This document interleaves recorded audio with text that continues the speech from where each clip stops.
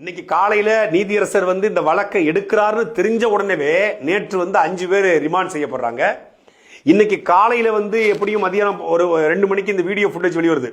Video வெளிவந்த உடனே DSP suspend செய்யப்படுறாரு, SP காத்திருப்போர் பட்டியலுக்கு மாற்றப்படுறாரு. மூடி மறைக்க பார்த்தாங்க. ஒன்னொன்னா வெளிவந்த உடனே சமூக ஊடகங்கள்ல கடுமையான எதிர்வினைகளை ஆற்றிய பிறகு, நீதிபதி கடுமையான எதிர்வினை ஆற்றிய பிறகு, ஹென்றி டீபன் போன்ற வழக்கறிஞர்கள் கடுமையான எதிர்வினை ஆற்றிய பிறகு, திருப்போணத்திற்குரிய மக்கள் கடுமையான எதிர்வினை ஆற்றிய பிறகு, எதிர்கட்சிகள் கடுமையான எதிர்வினை ஆற்றிய பிறகு, தமிழ்நாடு முதலமைச்சர் பாதிக்கப்பட்ட குடும்பத்தை சார்ந்த அவங்களுடைய அம்மா மாலதி அவர்களிடத்திலும் அந்த அஜித்குமாரோட தம்பி நவீன்குமார்டையும் போன்ல பேசுறார். யாரு? பெரிய கருப்பன் மூலியமா போன்ல பேசுறாரு. இந்த ஒட்டுமொத்தமான கிரைம் சிண்டிகேட்டோட லீடர் யாருன்னு கேட்டா பெரிய கருப்பன் தான். பெரிய கருப்பன் தான் தன்னுடைய தளபதியா இருக்கக்கூடிய சேங்கைமான் சொல்லி இந்த பிரச்சனையை முடிங்கயா அப்படின்னு சொல்லிருக்காரு. ஏன்னா மேல இருந்து உத்தரவு, மேல இருந்து தலைமை காவல்துறை அதிகாரிகளோட யாரோ ஒருத்தர் இருந்து உத்தரவு போயிருக்கு. அவர் டாக்டர் நிக்கிதாவுக்கு அந்த புகாரை பொய்யா கொடுத்த டாக்டர் நிக்கிதாவுக்கு அவங்க ஏதோ ஒரு உறவு முறையோ இல்ல ஒரு நட்போ பழக்கமோ அவங்க சொன்னதன் அடிப்படையில், தலைமைச் செயலகத்திலிருந்து சொன்னதன் அடிப்படையில் இங்கிருந்து உத்தரவு போகுது டிஎஸ்பிக்கு. டிஎஸ்பி தனிப்படை அனுப்புறாரு. இந்த சம்பவத்தை நடத்தி முடிக்கிறாங்க. இறந்த பிறகுதான் இந்த சேங்கைமான உள்ள போய் பஞ்சாயத்து பண்ண பாக்குறாங்க.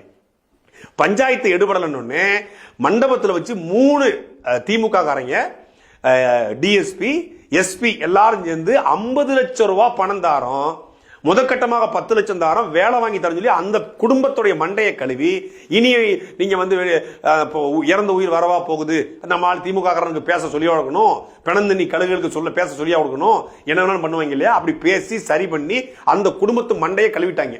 அந்த குடும்பத்தை பிரெயின் வாஷ் பண்ணி மாத்தியாச்சு. கிட்டத்தட்ட 100% மாத்தியாச்சு. ஏன்னா எல்லாத்துக்கும் ஒரு வேலை இருக்கு, எல்லாத்துக்கும் ஒரு அச்சம் இருக்கும், ஒரு பயம் இருக்கு, ஏதோ ஒன்று பண்ணிட்டாங்க. இது ஹென்றி டீபன் எடுத்ததுனால, நீதியரசர் எஸ்.எம். சுப்பிரமணியன் இருந்ததுனால தான் இன்னைக்கு இது பேசப்பட்டு பொருளா மாறி இருக்குது. நடந்த சம்பவம் 27, 28 இறந்து போயிடுறாரு, 29, 30, 1 3 நாள் கழிச்சு இது பேசப்படும்னு தமிழ்நாடு அரசு நினைக்கல, தமிழ்நாடு முதலமைச்சர் நினைக்கல.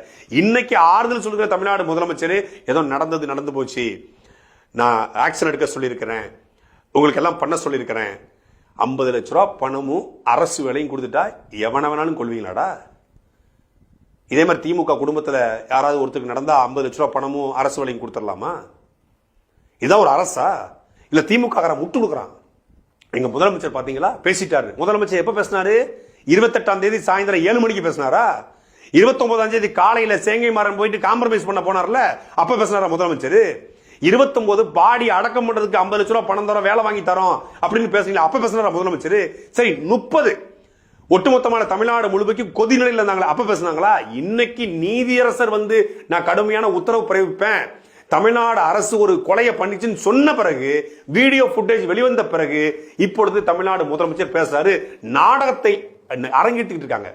இதை என்னெல்லாம் பண்ணலாம், எப்படிலாம் மூடி மறைக்கலாம்னு பார்த்தாங்களோ, மூடி மறைக்க முடியல.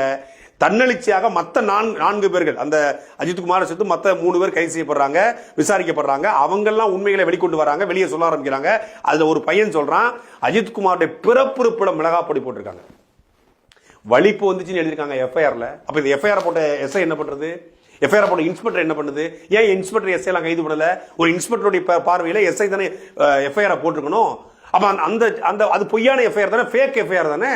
வலிப்பு வந்தது, இறந்து போயிருக்காங்க. வலிப்பு இறந்து போனவனுக்கு பென்னிஸ்ல அவனுடைய ஆணுறுப்புல எப்படி மிளகாய் இப்படி வந்தது, அவன் கண்ணில் எப்படி மிளகாய் இப்படி வந்தது, இதெல்லாம் பெரிய குடும்பம் தெரியுமில்ல. இந்த மிளகாய் பொடி எல்லாத்தையும் வாங்கி கொடுத்தது, மிளகாயை தண்ணிக்குள்ள கரைச்சு வாயில ஊத்திருக்காங்க. இதை யார் வாங்கி கொடுத்திருக்காங்கன்னா, அந்த மடப்புறம் கோவில்ல இருந்த அறநிலைத்துறை அதிகாரிகள் 5 பேர். அவங்க முன்னிலையில தான் இது அடங்கேறி இருக்குது. யாருமே காப்பாத்தல. ஏன்னா நம்ம வேலை பெறக்கூடாது இல்ல, அதனால அவங்க யாரும் காப்பாத்தல. ஒரு கொலைக்கு, ஒரு கொடும் தாக்குதலுக்கு தமிழ்நாடு அறநிலைத்துறை சார்ந்த அதிகாரிகள் 5 பேர் மடப்புறம், எல்லாமே ஒரே கம்யூனிட்டி மக்கள், எல்லாம் அண்ணன் தம்பியா பழகினவங்க. அதுல ஒரு தனியார் செக்யூரிட்டி தான் இவன் வேலை பார்க்கறான் அஜித்குமார். அவனை கொல்வதற்கு இவங்க பொருட்களை வாங்கி கொடுத்துருக்காங்க. கூட்டத்துக்கு உடனே போயிருக்காங்க. கொலைக்கு உடந்தையாக பொருட்களை வாங்கி கொடுத்த அவங்களையும் இந்த அரசு கைது செய்யணும். நியாயமான நேர்மையான அரசு தான் கைது செய்யணும். நிச்சயமாக எஸ்.எம். சுப்பிரமணியன் அவர்கள் மீது நடவடிக்கை எடுப்புன்னு நம்ம நம்புறோம். அதெல்லாம் தாண்டி வெளியே இந்த காவலர்கள் தாக்கும் போதும் சில மக்கள், அந்த பூ வித்தவங்க, அந்த பகுதியில் நியாயமா இருந்த மக்கள் கேட்டிருக்காங்க, எதுக்கு இப்படி போட்டு தொடுமையா தாக்குறீங்க அடிக்கணும் கேட்கும்போது, ஒருத்தங்க கூட இங்க கடை போட முடியாது, எல்லா கடையும் அடிச்சு காலி பண்ணிடுவோம், கடை போடுறவங்களாம் கேஸ் போடணும், யாரும் தன் சர்வைவலுக்காக, தன்னுடைய பாதுகாப்புக்காக யாரும் பேசல. யாராவது ஒருத்தர், ஒரு அட்வொகேட்டோ இல்ல அந்த ஏரியால அந்த பிரசிடண்டோ ஒரு வார்டு கவுன்சிலரோ எவனாவது ஒருத்தன் போய் நின்றுனா கூட இன்னைக்கு அஜித்குமார் உயிரோடு இருந்திருப்பான். போலீஸ்ட வம்பிழுத்தா பாத்ரூம்ல வலிக்க விழுந்துருவான். ஒரு பொண்ணுகிட்ட வம்பிழுத்தா பாத்ரூம்ல வலிக்க விழுந்துருவான். கஞ்சா வித்தா பாத்ரூம்ல வலிக்க விழுந்துருவான். ஏதாவது ஒரு அதிகாரிகளை தப்பா பேசினாலோ இல்ல வந்து ஒரு எம்எல்ஏவை தப்பா பேசினாலோ இல்ல ஒரு ட்வீட் போட்டாலோ இல்ல பேஸ்புக்ல எழுதினாலோ பாத்ரூம்ல வலிக்க விழுந்துருவான். ஏன்னா தமிழ்நாடு போலீஸ் பாத்ரூம் எல்லாமே கேவலமா அசிங்கமா பாசி பிடிச்சு போய் தான் இருக்கும். ஆனா அங்க வலிக்க விழுந்துருவான். இப்படி தமிழ்நாட்டில் எங்க கொலை நடந்தாலும், தீபக் ராஜா கொலையா இருக்கட்டும் இல்ல வந்து தமிழ்நாட்டில் நடந்த எந்த கொலையா இருக்கட்டும், எல்லா கொலையிலையும் கொலையில சம்பவத்தை ஈடுபட்ட எல்லோருமே பாத்ரூம்ல வலிக்கிடுவாங்க, கால்கை உடைவிடும். இப்போ இப்படி தமிழ்நாட்டில் எல்லா கொலை வழக்குகளையும் ஈடுபட்டவர்களாம் பாத்ரூம்ல வலிக்க விடுறாங்களே.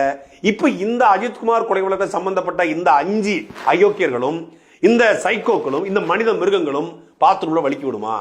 இந்த பாத்ரூம் பாசி பிடிச்ச பாத்ரூமா இருக்குமா இல்ல இவங்க போறது நல்ல பாத்ரூமா இருக்குமா?